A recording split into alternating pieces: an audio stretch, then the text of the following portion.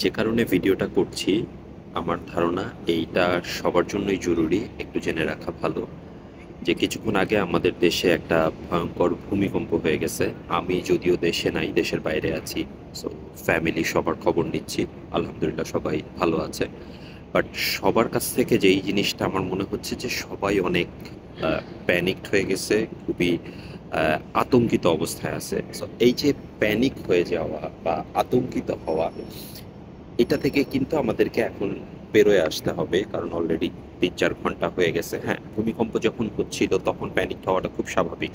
But এই যে ৪-৫ ঘন্টা পরেও যে যখন নিউজগুলো আসছে, তখন আমরা যাতে প্যানিক না হই বা প্যানিকড হয়ে আমরা যাতে কোনো অঘটন না ঘটাই, সেদিকে আমাদের খেয়াল রাখতে হবে। সো প্যানিক যাতে না হই বা খুব বেশি টেনশনে যাতে না পড়ি, এটার জন্য আমাদেরকে কি করতে হবে? প্রথমেই হলো আমার একটা মেন্টাল স্ট্যাবিলিটি আসতে হবে যে ভূমিকম্প থেমে গেছে, আমাদের প্রাথমিক বিপদটা কেটে গেছে।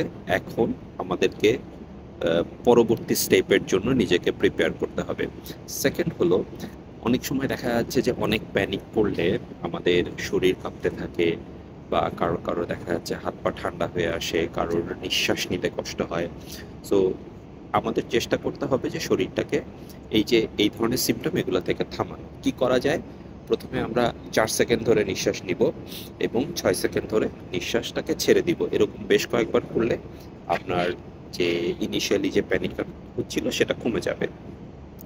খুব গুরুত্বপূর্ণ একটা টেকনিক যেটাকে বলা হয় গ্রাউন্ড টেকনিক। এই টেকনিকটা আপনারা একটু অ্যাপ্লাই করতে পারেন। সেটা হলো যে টেকনিকটা ৫-৪-৩-২-১। সো ৫টা জিনিসকে আপনি তাকিয়ে দেখুন, আপনার চোখ দিয়ে তাকায় দেখবেন।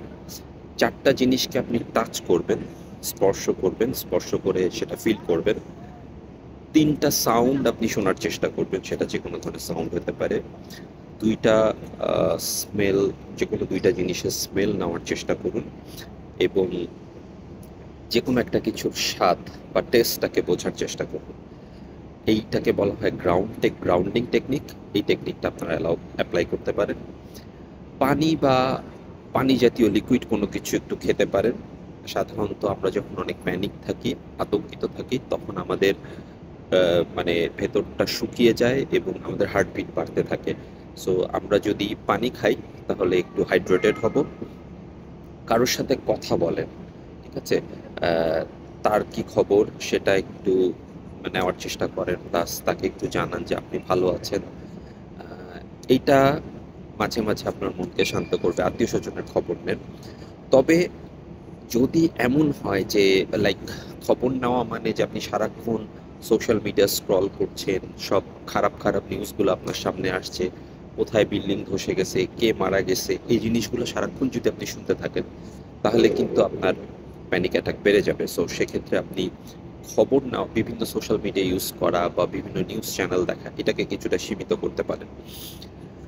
ভূমিকম্পের পরপরই ১ম যে জিনিসটা লক্ষ্য করতে হয় যে আপনার আশেপাশে সবকিছু আ ঠিকভাবে আছে কিনা, বা নিজের নিরাপত্তাটাকে এনশিওর করবেন। যেমন ইলেকট্রিক্যাল লাইনগুলা ঠিক আছে কিনা, অথবা আ কোনো দেয়ালে, আপনার আশপাশের যে দেয়ালগুলো আছে এগুলোতে কোথাও কোনো বড় ধরনের ফাটল আছে কিনা, অথবা উম অনেক সময় হয়েছে যে এই যে ঝাঁকুনিটা, এটাতে হয়তো কাচের কোনো কিছু নিচে পড়ে থাকতে পারে। এইটাতে যাতে ইনজুরি না হয় সেই জিনিসগুলাকে নিয়ন্ত্রণ করতে হবে। আর যদি দেখা যায় যে ৪-৫ ঘন্টা পরেও আপনার বারবারই প্যানিক অ্যাটাক হচ্ছে, তাহলে কিছুটা বিশ্রাম নিন, শুয়ে থাকুন। দরকার হলে ১-১.৫ ঘন্টা একটু ন্যাপ নিতে পারেন। চেষ্টা করুন যে শুয়ে আপনার টেনশনটাকে একটু কমিয়ে নিয়ে আসার জন্য। আর সবচেয়ে বড় কথা হলো যে যেহেতু আমাদের বিপদ ভূমিকম্পটা হয়ে গেছে, প্রাথমিক বিপদটা আমরা কাটিয়ে উঠতে পেরেছি। এখন নিজের মনকে একটু সান্ত্বনা দিন যে আপনি ভালো আছেন, সুস্থ আছেন। সো টেনশনের কিছু নাই।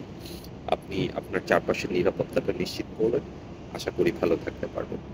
সো যদি অনেক বেশি টেনশন করতে থাকেন তাহলে কিন্তু এই টেনশন থেকে আপনার একটা বড় ধরনের ক্ষতি হয়ে যেতে পারে। আমি আশা করব এই ধরনের ক্ষতির সম্মুখীন কেউ না হন এবং ফ্যামিলির সবাইকে চেষ্টা করবেন এই ক্ষতিগুলা থেকে রিলিফ দেওয়ার জন্য। সো আশা করি ভিডিওটা আপনাদের কাজে দিবে।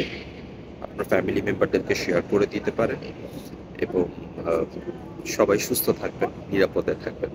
আল্লাহ হাফেজ।